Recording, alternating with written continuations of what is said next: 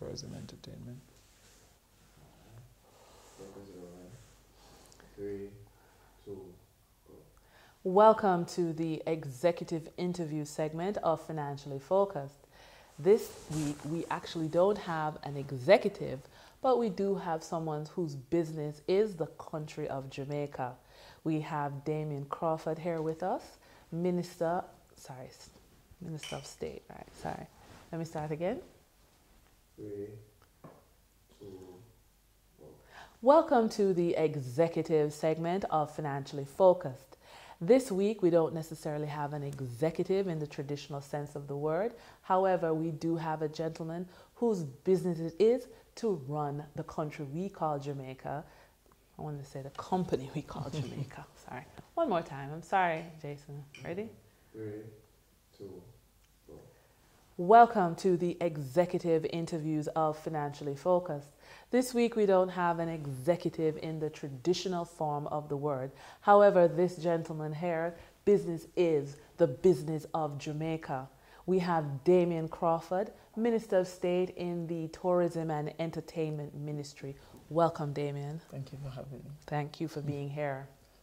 Now we want to talk about how the average Jamaican can profit from tourism. So let's start with people who live in Kingston. Yeah. If you live in Kingston, how do you profit from tourism? Well, the first... Stop. Yeah, okay. Zoom, all right. Yeah. First, we have to clear up a major misunderstanding, which feels that tourism is in itself just the hotels. In fact, hotels are a subset of the tourism industry. Hotels are an aspect of the hospitality industry. So if you look at tourism in its total general sense, then there are many areas in which a person can profit from being an investor in tourism. For one, for example, you can be a supplier of goods to the properties, agricultural goods, manufactured goods, and services to the properties, in particular entertainment services. You also can be a major practitioner in transportation services, especially transport from the airport to the hotel. And that will be even more so once we have the north-south highway for persons, the connection between north and south, because more planes will be landing in Kingston en route to an Ocherios or a property in the North Coast. So to that extent, there that aspect. And then there are other types of tourism attractions, in particular community attractions, like, for example, Trenchtown and the development of Trenchtown. Many persons within Kingston would be able to do that. And some of the new markets that we're going after, like China, for example, are more interested in that type of heritage, cultural realities for which Kingston is very well known and more established, more so than the sun and sea, for which the North Coast is very well established. So there are many areas coming to tourism, bed and breakfast, and we're looking into this new concept called Meet the People, for which there should be a day that visitors are encouraged and facilitated to leave the property and to interact with different aspects of the Jamaican culture. As far as cemeteries, for example, first German cemetery, first Asian cemetery, persons are of interest in those things for one day. So the multiplicity of areas in which the amalgamation of these activities creates an experience is the areas in which you can earn some funds.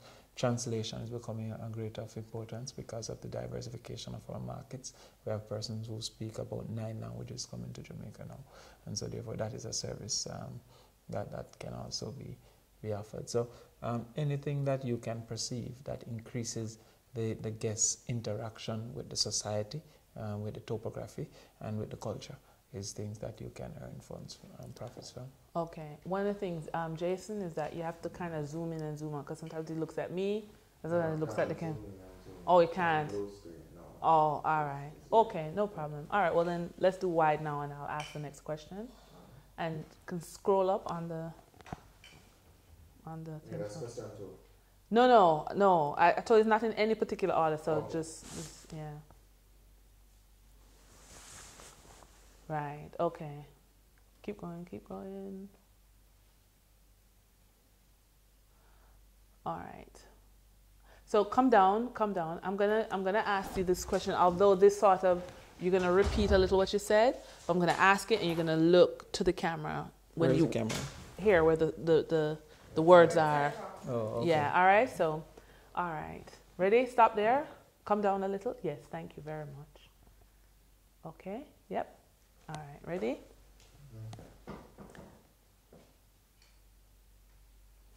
3, 2. So, Damien, you don't mind if I call you Damien, or No. you prefer Mr. Crawford? Yeah, whatever, as long as I know you're talking to me. All right, great. Okay. So, what other income earning opportunities in tourism exist beyond crafts, excursion, food and beverage? What opportunities are we not seeing in the tourism sector? Well, Stop. Okay. Now look at the look at the camera. Okay. Well, again, these would have been the major areas upon which tourists interact and by extension they perceive value. However, the areas of investments that exist are the facilitators of these. For example, if you look at craft, there's an area of investment that is the wholesaler of craft. That is the person who actually fronts funds on behalf of the vendors who are incapable of affording these craft, and by extension then earns a profit from being the wholesaler. So it is not just a matter that you have to be a direct seller of craft. You might be able to even provide the raw material necessary for authentic Jamaican craft, the types of wood, the types of straw that would have been at a difficulty to ascertain by persons who are practitioners. Equally, system selling is a major part of business now. I don't want to buy air condition that I'd have to find a new person to put in. And it's the same thing with agricultural products. No hotel wants to deal with 5, 6, 7 different farmers. And so therefore a person has that capacity for system selling to go to these farmers, get the multiplicity of different things that the hotels want, and sell the hotel as a total output. So therefore there are areas within these areas that you don't have to be a direct practitioner to say that you have a food stall, but still can earn from selling food and beverages. You made a comment earlier about the translation services and the cemetery. Can you just repeat what you said to the camera? Again, it is a facilitator. Translation is a facilitator to ensure that the person can ascertain the food and the beverage that he wants, the craft that he wants, that he can experience the attraction in the way that he wants. So anything that facilitates the perception of value, the output to input, is something that you can make profit from. So when you check the situation, for example, being that we're now attracting over 9 different types of languages, we have planes coming out of Germany, we have planes coming out of Europe, we have planes coming out of UK, we have planes coming out of Canada that not only speak English, we have out of Spain, we're now going after China, Portuguese out of Brazil. Persons who are capable to be translators also have a particular value to offer. So that is of great importance. Entertainment activities are of great importance as well. And so therefore we feel that there's, as I said, a multiplicity of methodologies and ways upon which you can earn other than just the direct interaction between the visitor and the country. And the other part was the cemetery tourism. Is it? What is the official name? Is it death tourism? No, what is it? Different persons have different interests. A first cemetery is really a heritage tourism. So therefore, the fact that it's a cemetery doesn't automatically mean that it is dark tourism or death tourism. If you just want to see cemeteries in total, then it might be dark tourism or death tourism. But because a person from Germany might be interested in seeing what names might reflect his name in the first thing and see if he can trace any connection to Jamaica. So it's not really the cemetery, but the ability to trace heritage that becomes of import.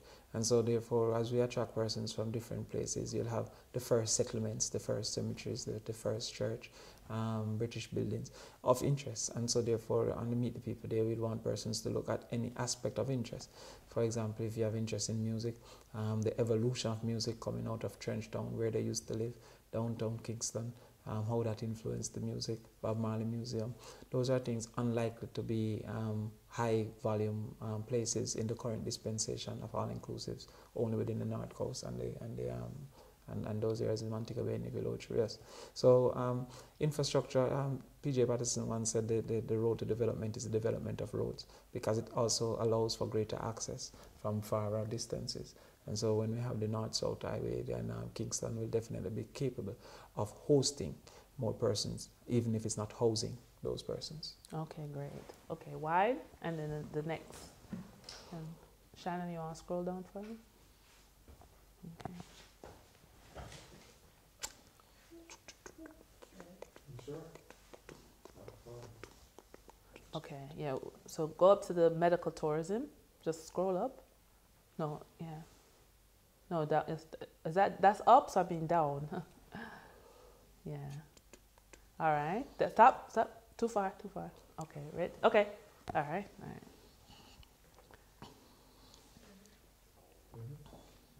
No, don't move. Yeah. Okay. Okay, ready? 3, 2, go. All right, so Damien, what is the status of medical tourism in Jamaica? A lot of people have relatives out here and they have medical conditions and they would love to come back home to be taken care of and get good service. What's the status of that? Yeah, well, medical tourism is a subset of what we call health tourism. Okay. Because there are also other types of natural health tourism. For example, we're looking at now drug rehabilitation. As an Drug aspect. rehabilitation. Yeah. So persons from overseas markets who want to escape the source of their drug connections to come to Jamaica in the mountains, for example, and to be rehabilitated and then carry back. But wouldn't you have access to the herb in the mountains? Yeah, well, most people that have to go through drug rehab usually don't have marijuana addiction. Okay. Would have been of higher drugs. Okay. However, the use of marijuana will no longer be a wanton, whatever you want to do, however you want to do.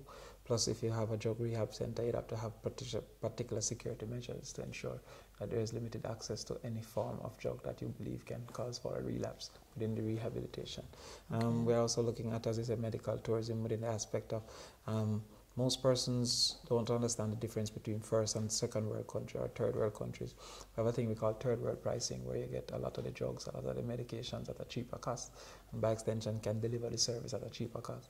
India has benefited greatly from this, from doing where you attract persons to your destination to get a cheaper access to medical facilities. Our doctors are very well positioned because they are our nurses, our medical practitioners, because they're known for their high quality. Cuba has also benefited greatly over time from persons traveling for medical care. Cuba more from the aspect of the quality of medicine that they offer. We are seeking to get also a combination of quality and cost for persons to get it cheaper. And we are broken ground for one hospital, health tourism hospital, down in Montego Bay, and we are looking for further investments. But as I say, it's not only in the sense of coming to a doctor, but also if you come to the spas. It's an experience. There's a greater experience. And there's a greater aspect of, as I said, yoga. Those are still health